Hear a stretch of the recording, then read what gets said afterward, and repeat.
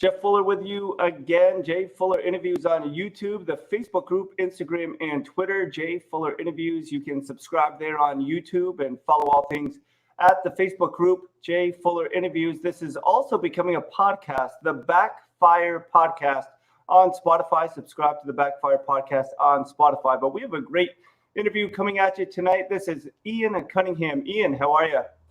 I'm blessed. Thank you for having me, Jeff. Yeah, man. So we're brothers. That's always cool. Behind me, it says Kenny Anderson. It has his Twitter handle. We are not talking to Kenny, but we are talking to one that knows Kenny. That's yourself, Ian Cunningham. Ian, how did you get introduced to Kenny Anderson? Okay, so a few years back, my wife, my kids, and I were flipping through Netflix and Amazon Prime. We stumbled upon a documentary called Mr. Gibbs, and it was the life of Kenny Anderson. And so we decided as a family to sit and watch it, and we watched the documentary. I got very inspired from it. I said, to my wife, I'm like, wow, that's a really, really amazing story. That guy has a story to still continue to tell. And she's like, yeah, he does. And I don't want to go too much into detail about the movie, but Kenny had some things that happened in his life, some ups and downs, some trials, tribulations, things like that. And I felt something from the documentary. So at that point, I never had an idea at the time. But then I go to church the next day, and my pastor is preaching a great sermon, and he looks out to us and he says to us, what are you doing to be an impactful human being in society? What are you doing to make a difference in this world? And I looked at my wife instantly and I said, I have an idea. And she's like, what's that? I said, I'll tell you on the ride home from church. And so we get in the car and we're driving. And she said, what was that all about? And I said, the documentary we watched last night. I said, what if I reached out to Kenny Anderson and told him my vision? She's like, what's your vision? I said, my vision is to do a free basketball showcase at the time for minority youth in Northeast Ohio. That was the original thing of mine. I wanted to try to give back to society. And I said, what better human being that, he's now coaching at the college level at Fisk University, which is at HBCU. I said, I don't know if I'll be even get a hold of him and tell him my vision and things like that. And I was like, I'm just going to go through Twitter. I'm going to reach out to him. And I'm going to tell him what I have in my idea, because there's so many AAUs and, all these showcases that charge kids, hundreds and things like that. And these showcases, are money makers for these guys. And I said, let's try to do something for free. So my goal was to get, Kenny Anderson involved, because they wouldn't listen to Ian Cunningham showcase. I mean, let's keep it real. I don't have a story to tell. He has inspiration. He's been from the top of the world, and he had some things that knocked him down. But through God, he fought back to be a productive society human being, and he's doing something in life. And the stuff that he went through, he went through some stuff that was, pretty horrific as far as a child. And there's other kids that go through that in society that will be scared to talk about it. So I said, let's pull Kenny in and let's do something positive. And so I reached out to him, and he responded back, and he's like, what's this guy all about? Like, he didn't, who are you? And I kept telling him, we can make a difference, man. We can do something positive. And that's kind of how it started. And he, he was like, all right. So the first year, I don't know if you want me to keep going. You want to ask me some questions about it first, but I can ramble about it for quite a long time. There's a lot that goes into it. Yeah, let me just ask you this. Kenny Anderson, I'm 45, so 1993 is when I graduated high school. I loved North Carolina, Kenny Anderson being at Georgia Tech, watching the ACC games. I knew who he was, smooth, lefty, super quick, and it was just so much fun. And when I found your Twitter handle and it said Kenny Anderson Showcase, I said, I need to talk to this guy and just see if he wants to come on the show, because I'm learning as much as I want to be the hero. I think God wants us to be the hero makers and allow other people to tell their stories, so our story can be much more impactful. And I believe you've done that with Kenny Anderson and his story. Can you just share the first response from Kenny when this event, when this showcase was pulled off? What was his first response? Was it kind of unbelievable, or was he just pretty proud that it was accomplished? It was unbelievable. He was coming off a stroke, and we were talking quite a long time, and then we were planning this. And remember, this is a free showcase. This is done off strictly off donations that I'm able to get people to donate. And at the end of this podcast, I don't know if I could shout some of the donators out, but Yeah, I just definitely. he didn't all Kenny was a name, the face, and the inspiration. But when he came here, he took a chance. And like I said, he came off a stroke, and I didn't think he was going to come at first. And he battled back. He was in the hospital going through therapy. And when he came, we had never met in person. We strictly talked on the phone, internet, things like that. And our connection, when we first met, when we first shook hands, when we first hugged, you felt something bigger than basketball. You felt a brotherhood of Yeah. Christ through that. It was, and like I said, I talked to Kenny, I want to say every single day through text or conversation. It felt different. He's become a great friend. And when he first came to that showcase and he spoke to all those young men, he looked at it, he looked around and he said, wow. He said, guys, this is amazing. I came off a stroke, but I kept thinking about this showcase. This is a small piece that fought me. I fought back to want to come and be a part of this. My name's behind it. And when he looked around and we saw the first year, we had 38 kids from all over. It started out real small. We had to, try to get the kids to come and believe in it. Sometimes when people see free, I think they question it. Yeah. People see free because most of these types of things people are trying to make money, and the goal is to try to give back. And Kenny was blown away how the whole showcase first came about, and going into the second year, now he's full on board. I mean, he can't wait for year 3. But yeah, when he first walked in that gym, he saw the gym, he saw the kids. We brought him upstairs. We prayed together as a group. My pastor prayed with them, and when Kenny talked for about 15 minutes, and the kids were in awe because a lot of these kids don't know Kenny Anderson. Yeah. When they heard his story, and they felt his passion to want to give back, that's why we're connected. We both just want to give back. Ian, how far is Fisk University from where you are? It's an 8-hour drive. It's in Nashville, Tennessee. It's a historical black college. It's one of the prestigious historical black colleges in the United States. It's an NAIA school. And the showcase that we do, it's for the small schools. My showcase is called the Big Showcase for the Small Schools. Yeah. And it's NAIA, it's Division III, it's JUCO. It's all the schools that don't get the recognition, that can't have the money to find these talented kids that kind of slip through the cracks. And we had the first year we had a handful. This year we had 13 colleges show up with the pandemic going on, which is really still an amazing thing to have 13 colleges from as far as Billings, Montana, Yellowstone Christian College, Sterling College in Kansas, Iowa Western College. They're all coming to Ohio. We had Penn State Fayette. We had Penn State Altoona. I mean, we had Bryan and Stratton. We have schools, Midway, who I think you've had the coach on, Midway. I mean, we had schools from all over. It wasn't just local colleges like Baldwin Wallace. We had schools from all over. Yeah, Joe Krapinski, he coached up here in Vermont for a little bit. And then NAIA schools, my brother-in-law went to Cornerstone University in Grand Rapids, Michigan. They have 3 national championships. And that level of basketball, they certainly have players, even though it's not D1. You can find players anywhere, and to allow them to be seen is huge. Share a little bit more about your connection with Kenny, not just basketball, but you've alluded to it a lot, just your faith, and there's that seeming thread that keeps you united. Because is it true that you were more of a soccer guy than a basketball guy? Yeah, I played high school soccer, college soccer at the junior college level. And the crazy thing is that Kenny and I, through faith, I mean, we both are believers. Like I said, he's a friend.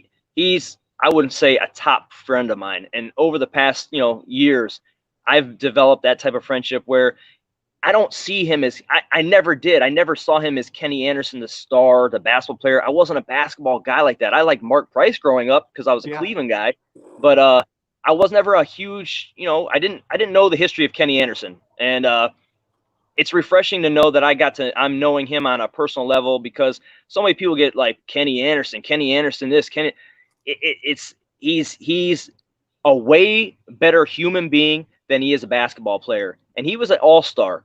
He was Yeah. a parade All-American in New York. He's a better human being than he is a basketball player.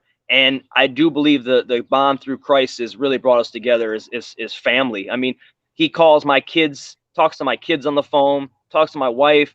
You know, we talk to his wife. I mean, it's a family affair. We're going down to visit him. He comes up here, not even for basketball seasons, just to come hang out. Yeah. It's become a friendship, and that's what makes the Kenny Anderson Showcase so successful. It's real. It's real people trying to give back to society and trying to do something positive for kids.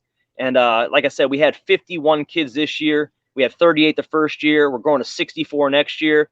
We're just trying to help as many kids as we can, and we're doing it through the work of God. Yeah, and Ian, it's behind me, but it says year 3 coming up, May 29th. You already have a date for that. Skills, drills, a dunk competition, 3 games, all-star game, all of that. How quickly did you have to acclimate yourself to more than just sports, but the whole organization or administration of this event? It's been an ongoing learning process for me. I'm an account sales manager for Red Bull. It's a distribution, a drink, and Yeah. I'm learning. I've never done basketball stuff. I've never done anything to do with organizing anything. But my wife Bianca, she's been my rock. I mean, I've had volunteers that have helped. One of my best friends, Gary Feetku, he did the logo, the Kenny Anderson logo for me. I got the programs. I actually have a program here. The programs, I mean, these programs were Nice. donated. I mean, beautiful programs donated. Here's all the sponsors that help sponsor it. We have a DJ 216 Poppy that comes and plays music the entire time. I just went off of what I thought would work. The first year we played more games, but during the pandemic this year we changed quite a bit. We only had a scrimmage where the kids could only scrimmage against one team. They couldn't cross teams like they did the first year. We had skills drills this year. We had Raleigh Smith, who's with push through athletics. He did the skills portion of it. So the kids got in front of the college coaches and did drills for like an hour and plus. And then we did a skills combine, a basketball combine where they ran, they jumped, they ran through, did the cone drills. So the coaches could see how quick they move, Yeah. things like that. And then we had a dunk contest for fun. And we had a skills competition like the NBA where they raced against another person and they got trophies for that. So this year we adjusted. We all had masks. We took temperatures coming in the door, social distancing. We were really careful with it. And we limited the kids down to 51. We originally were going to go with 80. I had 147 kids nominate themselves throughout the country this year. I had kids as far as Colorado come this year, Maryland, Alabama, Tennessee, Mississippi. The first year we had Canada, and we had some really, really talented kids from Canada that were planning to come this year. But unfortunately, the pandemic, the borders were closed, so we had to not let the Canadian kids in. But some of those kids in Canada were flat out ballers. Yeah, and still, congratulations. Year 2 in the middle of a pandemic to pull this off. It's a testament to the open doors and the opportunities that you've been able to take, but just the, just the grit that you've done to pursue that. I just want to talk about this T-shirt behind me. Silence is violence, and definitely in an era where we're having so much social injustice, unrest, unease, and people standing up. I think it's so important that we do stand up. Can you just share about this T-shirt behind me where it says Black Lives Matter on the back, the Kenny Anderson Basketball Showcase on the front? Before you share, I just wanted to preface this by saying I have publicly stated that I believe there's a difference between the Black Lives Matter organization or institution and the absolute fact that Black lives do matter. But for you, bringing this into the context of the showcase, could you just share how that all came about? I get kind of emotional about it. My wife is she's an African American, and my kids are biracial, and it's always been important for me to bring people together. It's just a passion of mine to want to. Like I said, when I first originally wanted to do the showcase, it was originally intended for young minority men, boys, to try to give back. And seeing what's going on right now, it hurts my soul, my heart, because I've been happily married for 16 years to my beautiful wife, Bianca, and my kids. And I have biracial children that are just the world to me. And when I see all the hate because you're judging someone from the color of their skin, as a God fearing human being, it gets to me, man. It hits me Yeah. hard because I've gone through so much in my lifetime dating my wife. You know, we've been together for well over 20 years, and I've been in malls before, and some white people have said some nasty things, and I've almost gotten in fights. And you know, I'm just a Christian male. I'm just a human being, and I want to try to get people to understand that life is bigger. I mean, the whole thing about it, sports is a vessel of Yeah. unity. You know, there's so many kids. You have teammates. I played soccer. That I had Jamaicans on my team, Africans on my team, people from France on my team. It's a unity. It's a brotherhood. So sports to me is more of a brotherhood of bringing people together. It's more about, you know, sharing things in common. And you know, when you see so much hate, and there's so much hate in this world, and it's been like this forever. You know, it's not a Black Lives movement. It's not a movement. It's a Black Lives Matter lifestyle. Yeah. What Yeah. what goes on in society is wrong. You know, the police injustice is wrong. You know, the judging of somebody just because you look at them is wrong. I'm a white male. I've never had to go through what a black male has gone through ever, and Yeah. I can never compare myself, can never imagine the things that they've gone through. But I can have empathy, and I can try to do something positive, and I'm going to always fight for silence is violence, because if I don't speak up and I don't tell what's important in this world, I'm not helping. I'm being this part of the problem. So I think it's just important to do something, you know, bond people together, and I'm always going to speak up. I got my Black Lives Matter t-shirt Yeah. on right now. I wear it proudly. I have multiple colors of them. I don't judge. Of course I see what people look like. Of course I know the difference between, but I don't judge that. You know, I don't make that a point. Well, that's something I've tried to listen through this duration, because I think we can learn so much from other people. And not that we want to be colorblind, we actually want to see the different people's differences in how God created us. And embrace Plethora, it. yes, and just love the creativity that God made us all in His image. And there's so much that can be learned about that. And again, I mean, I'm Korean. I was adopted, grew up here in the Northeast in Vermont. I do remember when I was dating in high school, there were a few Christian people that did not think I, an Asian, should be dating a white person, a Caucasian. And it just kind of hit me as funny, as weird, as different. But then as I grew, I realized that how we want to view the world, it isn't always reality when we get outside our own homes. But can you just talk a little bit about your children? How do you plan on teaching them or addressing the topics of social injustice with your kids? We sit and watch. My wife and my son are actually watching some right now. We sit there and we watch YouTube stuff about things like that, and we make it a point to bring it up, and you know, to let people, you know, we're gonna have ignorant people and we're gonna have hate. You're not gonna ever stop it, you know.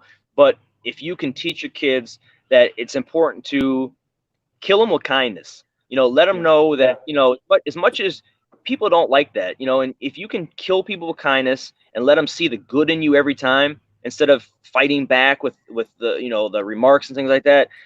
As I've aged and gotten older, I'm a year younger than you. I've realized that how important it is to be kind. If you're kind to people, eventually they're going to see that, you know, you're not a bad person. And you know, I always tell my kids, you're going to go through stuff in life. You're going to have ups and downs, good days, bad days.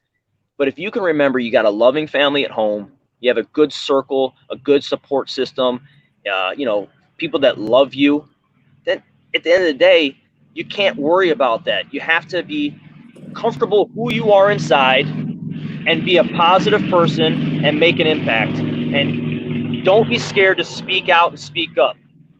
yeah.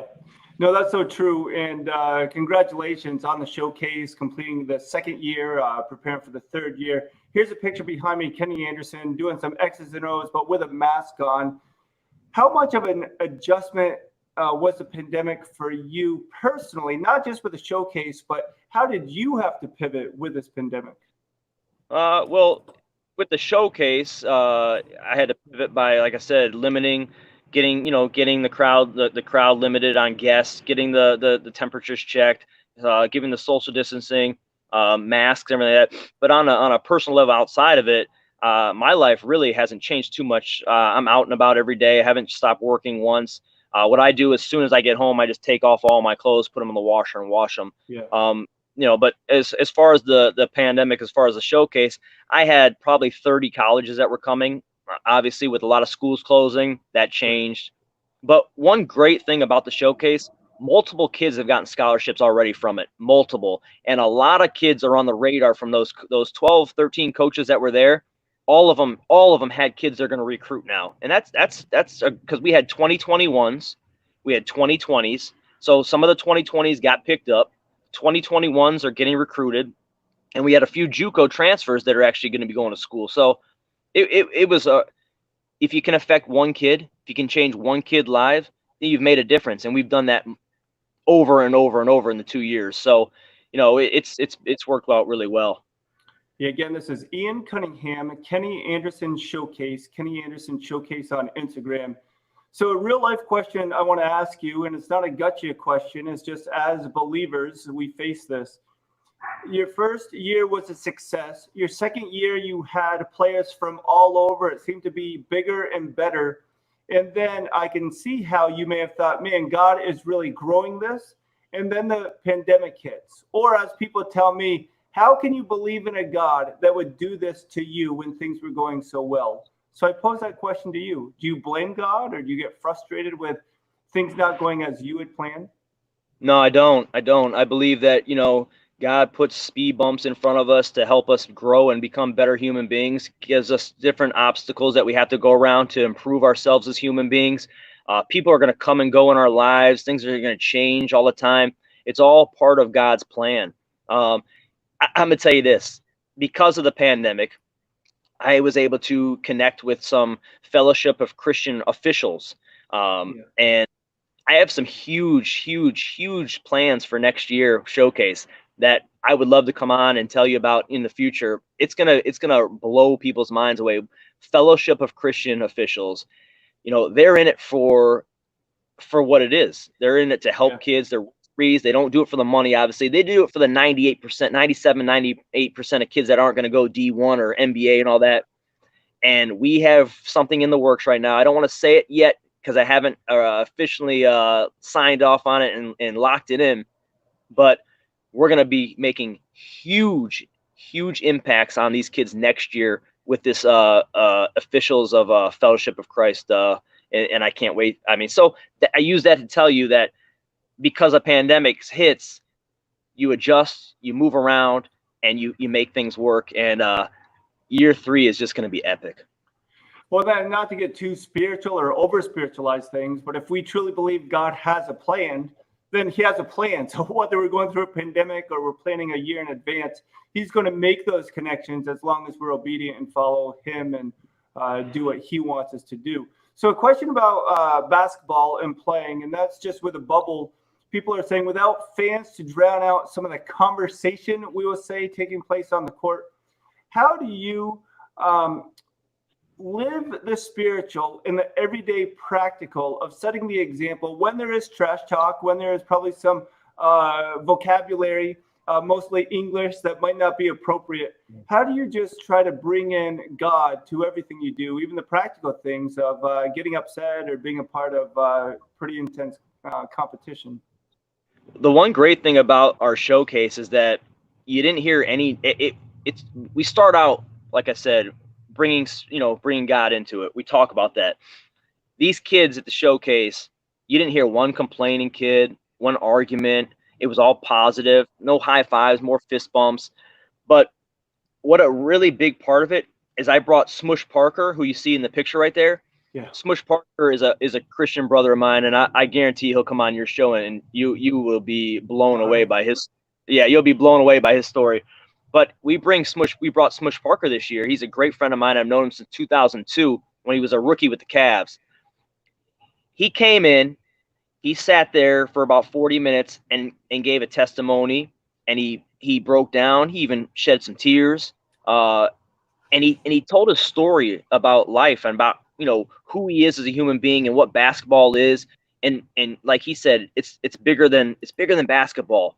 It's about unity, about getting along. All these kids have a goal, obviously, but at the end of the day, it's a sport, and we get away from what sports is. Sports is supposed to be fun, sports supposed to be bonding. And Smush Parker coming and speaking to those kids at the showcase, it really, really made the environment peaceful. And Yeah. yeah, when you've got a lot of guys involved that have, that belief of what it's all about, the kids are gonna gravitate to that, and they're gonna go to that. If we're calm and we're encouraging, and all the volunteers I had were spiritual people that I've known for a long time. A young guy named Danny who's doing great things with an AU program. He gets all kids that are, the same type of kids that we're looking for, the kids that aren't the Division I kids. He puts an AU team together. He's a spiritual guy. Randy White, who's a church member I go to. Yeah. Dwayne Williams, another guy, Hampton, all church guys. You got good people around them. One compliment that I had from one of the moms from a kid from Youngstown, she said, I've never been involved with such great positive men at a showcase or a Wow. camp. Said, I would have paid $400 to come to something like this because of what these men did for my son and the environment, the feeling that we got from it. That touched my heart. That touched my heart to know that I put the right people in place. I had Coach P, who's very popular on Twitter. He came and he was doing some Periscope interviews. Dennis Hobson, another Christian who's Yeah. he's a coach at Lawrence University, another NAI school. He's Ohio State's all-time leading scorer. We put good people in place, good people to make good impressions on young men. And when you do that, you can't fail. No, you can't. And that's part of being a hero maker instead of being the hero. We just want these kids, these ones growing up, just to be the hero makers as well. Ian Cunningham, a couple questions. I don't get you out, but thanks again for making the time. Oh, it's a blessing. And so where did you grow up? So I grew up in Cleveland, just outside of Cleveland, a small town. Then I lived in Cleveland for a while. I went to high school in a school downtown off East 22nd and Prospect called Eleanor Gerson High School. Then I went to junior college to Lorraine Community College, played soccer there. I used to be a juvenile correction officer for the state of Ohio, and that was a really passion of mine to help the young men. And I that took a toll because I was working 16-hour days with some of the so-called worst kids in Ohio. Yeah. But it was great because I was making a difference. But yeah, it's like I told you earlier before we went on air. I knew the soccer coach at Fisk University's background more than I knew Kenny Anderson's. Desmond Armstrong, who played for the Cleveland Forest and the U.S. national team, and that tells you everything. People might look at me like, who's this guy, Ian Cunningham? What does he have to do with basketball? Well, it's not me. It's the name. Right. Kenny Anderson is who's bringing it together. I'm the creator of it. I came up with the idea, but it doesn't work without two guys that really came together as one and wanted to do something positive. And like I said, all the people that came around to help, from the Troy Denafields, who put me in contact with the Fellowship of Christian Officials, to, like I said before, Coach Payne, to all the volunteers, to Kenny, my wife. I mean, like I said, my wife and kids are there. My nieces and stuff are there volunteering at the showcase. It's just a family environment. Yeah, that's so good. Where did this? I was a director of mentoring for 9 years, and sometimes mentoring, we mentored 7th through 12th grade students. It had its day. When you went into the school and the school secretary administrator asked if you had seen the paper, it was not, look, who did something good. It was usually something negative. Did that drive to help people come from your parents, or where do you think that came through and really impacted you to go out and do that? Well, I had great parents. I wasn't a huge churchgoer, but one thing that affected me in my life that really got me to turn my life around and find God is that in 1997, I was involved in a fight. And I was involved in a fight down in Cleveland off of Harvard Avenue, which is a part of Cleveland. And I got in a fight with a guy. And the guy went in the house and he came out with a knife. I got in my car. We were all moving. It was my friend, two of my friends, Kenny and Richard. We were moving out the house. We were all going to get an apartment together in a suburb called Shaker Heights. And the guy comes out, and I'm stuck in my car, and my friend Richard jumps out the moving van, and the guy is trying to break my window down after we had fought, and him and my friend got into a fight, and my friend killed him. The guy pulled the knife on my friend. My friend pulled a knife that he had from moving, and he stabbed the guy, and the guy started bleeding from his chest and his mouth. And watching a man die in front of my feet and seeing my friend go to jail, um, it, it woke me up, Wow. and it could have been me. And from that day on is when I really, really, really started thinking about life differently. And then finding my wife. My wife has been a Christian, like I said, it all goes back to family. Yeah.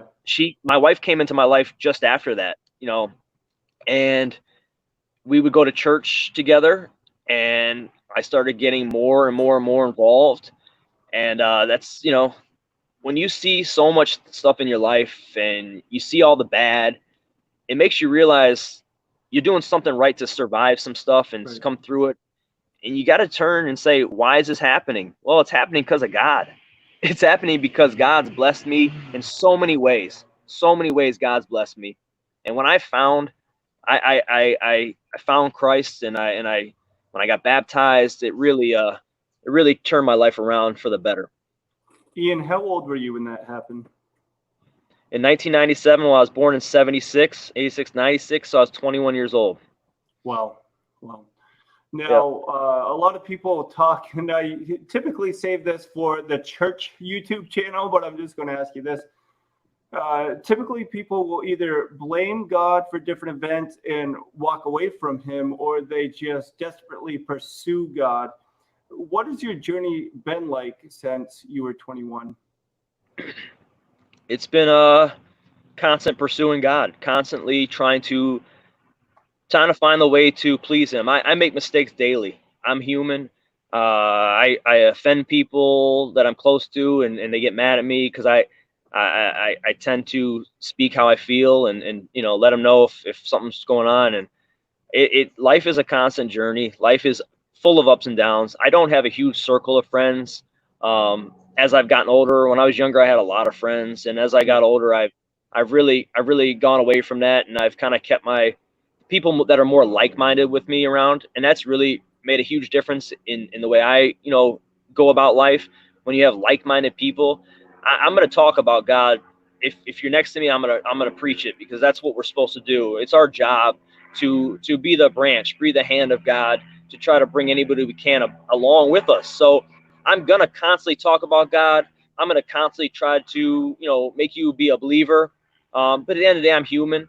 I'm not perfect by any means, but I know that I've got a vision, and my vision is just to make an impact in society. And if I can do it in a small way, then that's what I'm going to do. And I work hard to do that. No doubt. I agree with that. Yeah, we'll get you out a couple questions. The guy that won the dunk contest, what was his vertical leap? Any idea? 30, 37. So 37. What was the winning dunk? Can you describe it for us?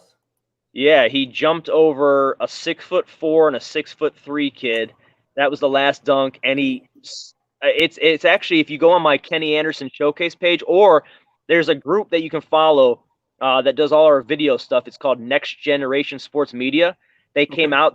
There's some young guys, and they came out and they filmed it. And he goes over. Smush Parker was a judge. Kenny was a judge. Desmond Ridenauer, who was a standout Cleveland player who played Division I at Kent State, he was a judge. When the kid Harrell jumped over, he's shorter than me. You can find. I'm 6 foot. He's about 5'11". He can't be taller than me. He jumped over these two guys. Smush Parker threw the clip door down. He's like that. I mean, you put over a 6'4" guy and you're not even 6 feet tall. Yeah. It was pretty crazy. Definitely. Hey, so if you were playing in a fictional movie, would you want to play the hero or the villain? The hero all day long. I want to be the bright part of the movie. I want to help. And now, when or if, let's say, when the feature film comes out about your life, which actor do you want to play or portray you? Wow, that's a good one. Let's say who's a good one? Well, he's not an actor. Well, when I was younger, I used to be. They used to say, I know I don't look like him now, but they said I look like John B. It was a singer. Okay. I don't know if he does any acting, but So I always go with The Rock. Not that I look anything like Dwayne Johnson, but if it's going to be about me, hey, let's get The Rock. And the final question is kind of a tricky one, so I'll ask it, but just know it's kind of weird. But I say, who would play the love interest in that feature film based on your life? I always say Halle Berry. My wife is 5'10" and from Michigan, and she is not Halle Berry. She's certainly Caucasian. But I think that'd be a fun movie about my life with Halle Berry and Dwayne The Rock Johnson. But what say you? let's see who would play my wife. My wife around. um, I'm gonna go with I'll just go back when I was young before I met my wife. I always had a crush on Scary Spice from the Spice Girls. Oh, there you go. All right, good, good. Hey, Ian, thanks so much for making the time. And definitely as things come up closer towards May 29th next year for the third annual Kenny Anderson Showcase, let me know. We'll get you back on. If you want to come on with some of the coaches or sponsors, people you mentioned, feel free, and we'll make that happen too. So, Yeah, I really appreciate it. I want to real quick. I want to thank for the food. We had free food. Pizza place called Genino's Pizza. They donated the food. Hampton Inn of Oakwood Village was the host hotel for us. Cutting Edge Signs of Twinsburg did the drop set and the banners and all that. Obviously, we had Next Generation doing the videos, DJ Poppy, and then we had some monetary donations through Seven Pillars, Integrity Financial, Color Renovation, and then Highbrow of Oakwood Village, and then obviously, like I said, my friend Gary Fitku did the design of the logo and the photos. He took photos for us. So I always like to pay it forward and thank people that helped it, because I couldn't do this without the help of everybody involved, because it takes everybody to make it work, and that's just keeping it real. It's a free showcase. yeah, that's amazing. Hey, we wish you all the best, and thanks so much for making the time and coming on tonight. It's been truly, truly an honor, and I can't wait to get you in contact with Kenny and Smush Parker. I think those guys would be great for your show. I mean, hey, thanks so much. Again, that's Ian Cunningham. It's the Kenny Anderson Showcase. You can find him on Twitter as well. You've been listening to the Backfire Podcast on Spotify. The Backfire Podcast on Spotify. Make sure you subscribe to that. And Jay Fuller Interviews, YouTube, the Facebook group, Instagram, and Twitter. With that, we're out. Thanks so much. And check him out, Ian Cunningham, the Kenny Anderson Showcase.